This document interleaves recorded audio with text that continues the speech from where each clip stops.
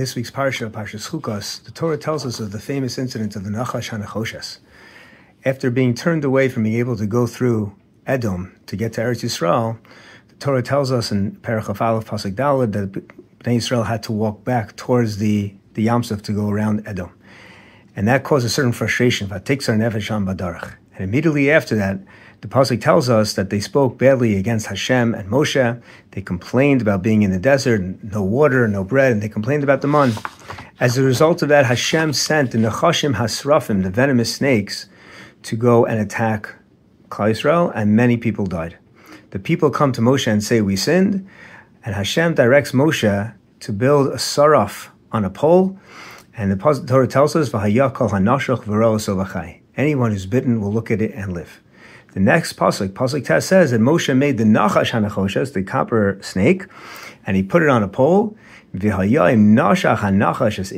it was that a snake bit a person, and he would gaze, he would stare at the copper snake, and he would live. Rashi points out that the Torah here has two groups of people. There's the kol hanashach, anyone who is bitten, and Rashi says even if they were bitten by a kelev or a chamor, they would look, a re'iyah ba'alma, v'ro, so they just had to look at the nachash hanechoshet, and they would live. The next group is, im nashach hanachash ish. If they were bitten by a snake, then v'hibit, then they would have to gaze, they would have to stare intently at the nachash hanechoshet, and they would live. Why are there these two groups of people? What is the significance of saying that there were some who were bitten by a snake and they had to gaze, where some were bitten by a donkey or a dog and they just had to look? Why the difference? And furthermore, where is this coming from that there were people who were bitten by a dog or a donkey? The Torah only tells us that Hashem sent nechashim asrafim, the venomous snakes. Why is there a reference over here to anybody else? Let's turn back to the beginning of the story. Again, the Torah tells us that the people were frustrated because they were so close to going to Eretz Yisrael, but because they couldn't go through Edom, they had to walk back, derech Yam Suf. And what immediately follows again is the complaints to Hashem and Moshe.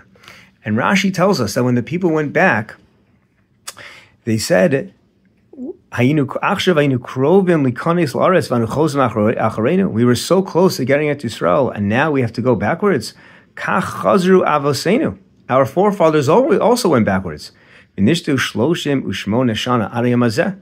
been waiting for 38 years. And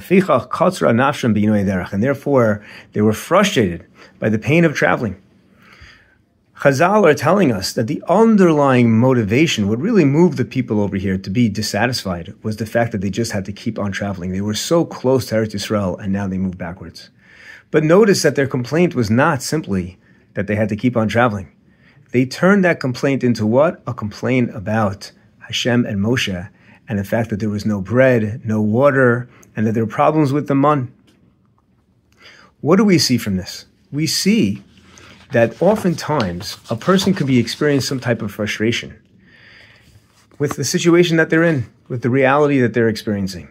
But instead of adjusting themselves and adapting to the reality that Hakadosh Barukh Hu has set up, the person externalizes, projects onto that reality problems with the reality itself, problems with the situation, and makes complaints about the situation. Instead of adapting one's inner world, a person chooses to complain about the external world and wish that something was different about the external world. For this, Bnei Israel were punished, and specifically with the nachash. Why the nachash? Rashi tells us because the nachash itself was punished for being motzi diba, spreading false information and speaking badly about things. And also, the nachash represents kafui tov, being ungrateful. The people were ungrateful as well. What's this idea? The idea is that the nachash was meant to teach the people that while they were frustrated, and they had a right to be frustrated with the situation, it was corrupting the way they were talking, corrupting the way they were thinking, similar to the nachash. And they had to learn that they were falling into the trap of the nachash. The nachash was meant to be a way of teaching them what problems they were having now, the nature of their chet. That's why Hakadosh Barukh Hu sent them the nachash hasrafim. And that's why the solution was also to think about the nachash and internalize the message. Chazal tell us that when they looked at the nachash hanechoshet, they didn't simply look at the snake. They had to be mechavin libam l'shamayim. They had to take the message of the snake and think about how it impacted their relationship with Hakadosh Barukh Hu. That was ultimately how they were moved to do tshuva, which removed the onesh.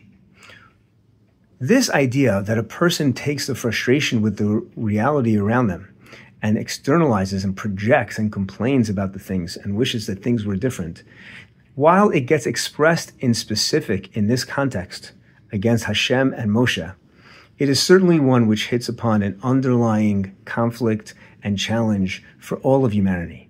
It's built into human nature. We want things to go a certain way. They don't go our way. How do we deal with it? Do we adapt ourselves, or do we complain and say that what should be changing are the things around us? I believe this is the pshat in what Rashi is telling us, those who are bitten by a kelav and a chamar, kol hanashach.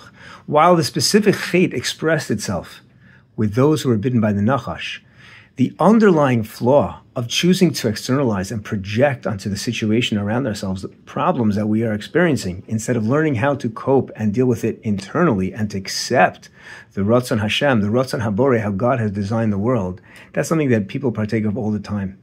And so the Torah references kol hanashach to say that even those who didn't experience the bite of the snake directly, there were still those who were bitten in other ways. Perhaps not to the same degree and not to the same level did they express their frustrations with complaints, but they still partook of that mentality. And insofar as they partook of that mentality, they experienced some type of onesh as well. And this would explain why the solution was different. For those who were bitten by the snake, it required a type of gazing intently. They partook of this chet to a very serious degree, a much higher level, in which case it demanded more of them to do tshuva properly. But there were those who, while it didn't rise to that level where they complained against Moshe and Hashem, they still had, to some degree, partaken of that mentality, and so they had to work on that as well. But because it wasn't as demanding, it did not demand a level of hebit, to gaze at the snake, but just re'iyah, to be able to learn the message, to see it, to learn it, and to think about it, and then be able to do the tshuva properly. The message here, I think, is that the story of the nachash and nachoshet really speaks to a challenge in human nature in general. How do we deal with the frustrations in life? And the Torah tells us we shouldn't allow these frustrations to corrupt the way we think and to lose perspective so we don't appreciate what we have and we start to talk badly about the things around us. Rather, we have to constantly appreciate the good that we have and maintain that perspective. Akaras Hatov. Good Shabbos.